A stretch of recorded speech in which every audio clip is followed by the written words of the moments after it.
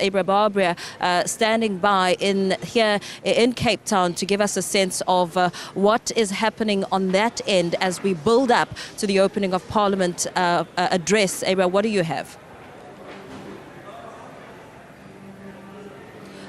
I am going to be speaking to various political parties, of course, just to get their expectations. They have been speaking to the media over the past few days, but we are going to be just asking them again to reiterate what it is that they would like to hear the President say today as he outlines government's plan for the next few years. And first up, I have Mr. Wayne Thring of the ACDP. Sir, thank you so much for making your way through the storms to be with us this morning. I know the House only sits at 7 o'clock, so we appreciate you coming in this early. Sir, the ACDP, is there anything specific that you want to hear? I mean, your colleague Steve Swart said something so profound, I think, in the police debate the other day, because lots of people were complaining about we don't have enough police on the ground, and Mr. Swart said something along the lines of each South African actually needs to be able to police him and herself through self-control and to take care of the environment around them. Is there anything on, I know police isn't your portfolio, but is there anything specific in the criminal justice system that you would like to hear the President speak about today? Well, certainly I think that of the many things that we would like to hear the President speak on, one of them is actually the issue of crime. And I think with the issue of crime, many of our communities, whether you talk about the community that I serve in, which is the Marienridge community, Wentworth, KwaMashu and Tuzuma, we talk about the Cape Flats areas which are riddled with crime and in particular drugs. We would like to see a concrete plan in terms of how the President would want to and how the President is going to address the issue of crime and particularly drugs that is so pervasive within our communities and how that's going to be addressed. Many of the communities actually feel captive. They feel captive by those who are peddling drugs, captive by some of the police whom they tell us are seen to be collecting from the drug lords themselves and are in a sense complicit to the deaths that take place and the many homes and lives that are actually destroyed. So I think that we want to see as the ACDP a concrete plan from the President in terms of an overall, how are we going to address crime, bearing in mind that over 70 people are murdered in South Africa every day. Over 130 women are raped in South Africa every day.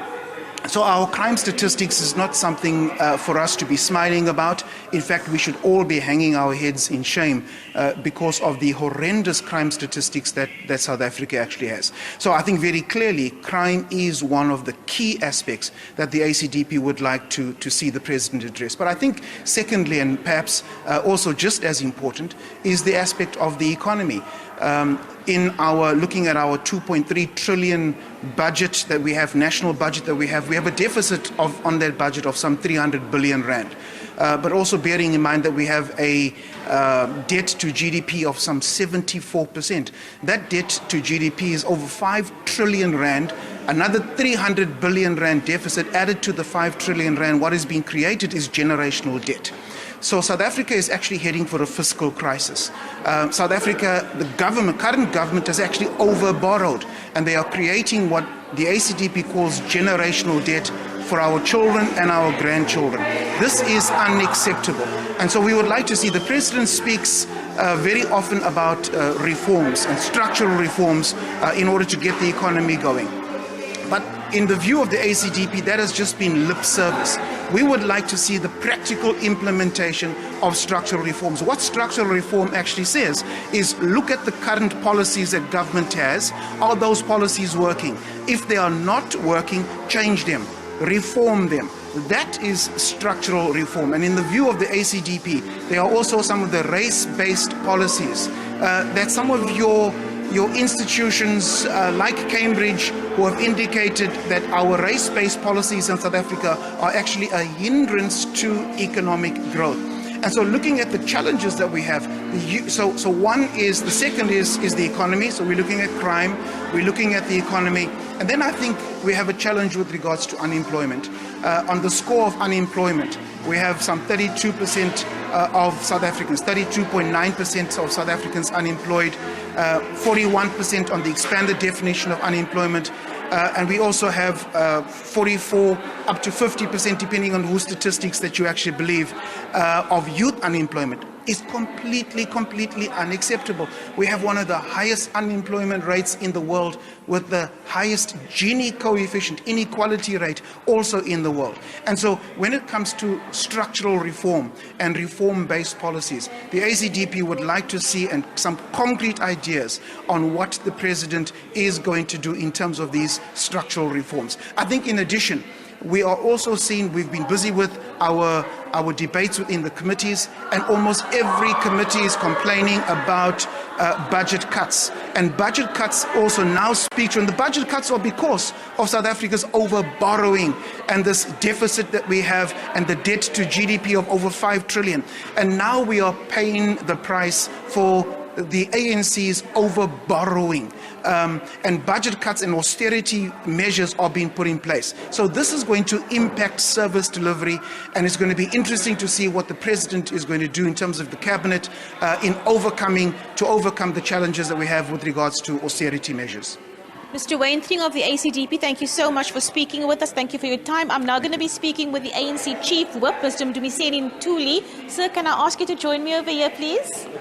Thank you so much for speaking to us today. I don't know if you heard anything that your colleague from the ACDP said about the ANC's over-borrowing and the financial state that the country finds itself in. Is there anything in terms of finances that you would like to hear the President speak about today, bearing in mind our grey listing status, the corruption, our high borrowing rates?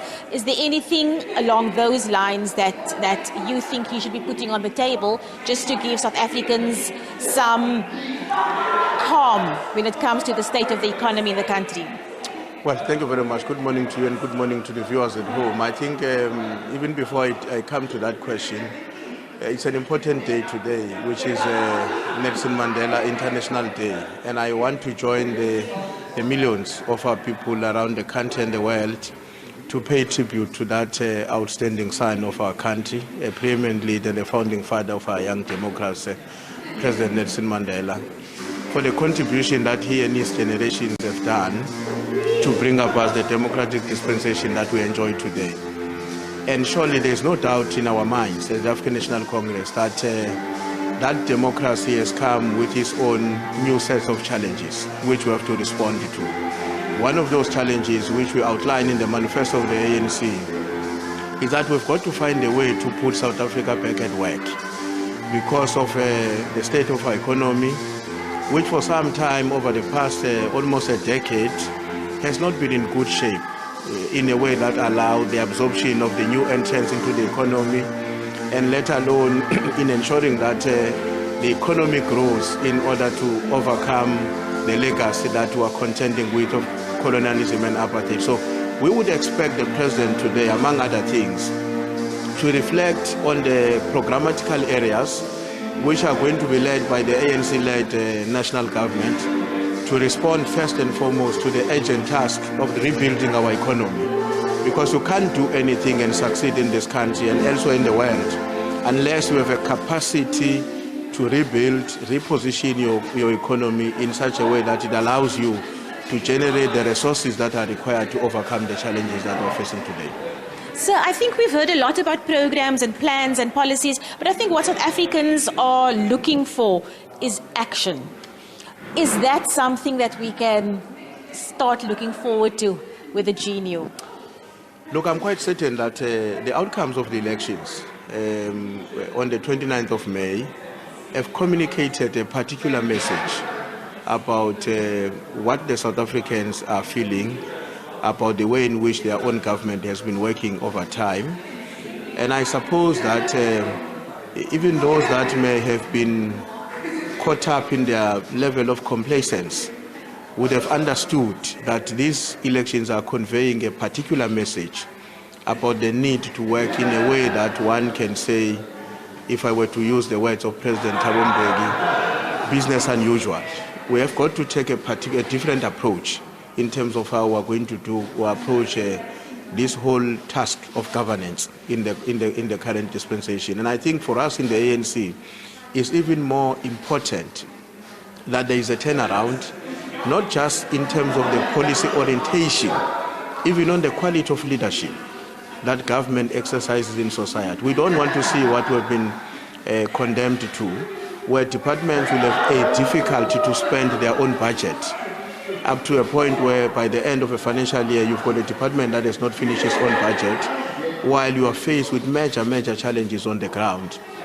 Because some of the issues are not necessarily about the policy direction, it's about the way in which government works, the way in which those who are entrusted with the responsibility in the executive and the director generals understand and appreciate the urgent task that they have to effectively respond. On that point, actually, the way government works, I know we have clusters, so departments are supposed to be working together, but that's often where the stumbling blocks are, is because there's not proper cohesion between the various departments. For instance, crime. SAPS will always say we've arrested so many guys or so many criminals, but our morale is low because the cases go to court.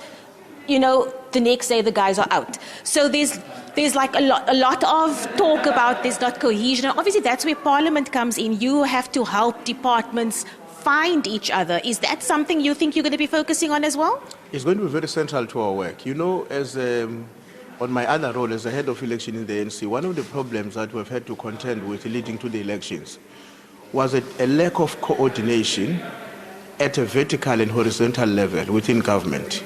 Vertical in a sense that you would have one government department. Let me give you an example about the issue of electricity and transformers in Gauteng and elsewhere in the country, where the government will decide. The department will say, we've got to do this thing in this way, but the other department does not come on board in a way that is showing a coordination. The same applies as well in terms of the vertical approach of how the government works. So there is an integration that President Ramaphosa will have to take the country, lead the country into to ensure that government respond effectively to the aspirations of our people.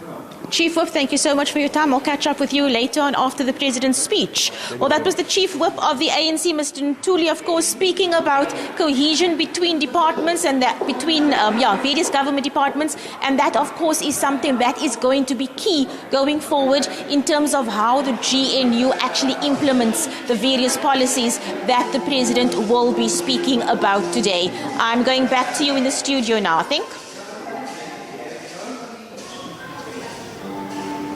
Very well. Of course, thank you very much. That is more of what we're giving you on the ground, the reaction in the build-up to the opening of Parliament address this evening at 7 p.m.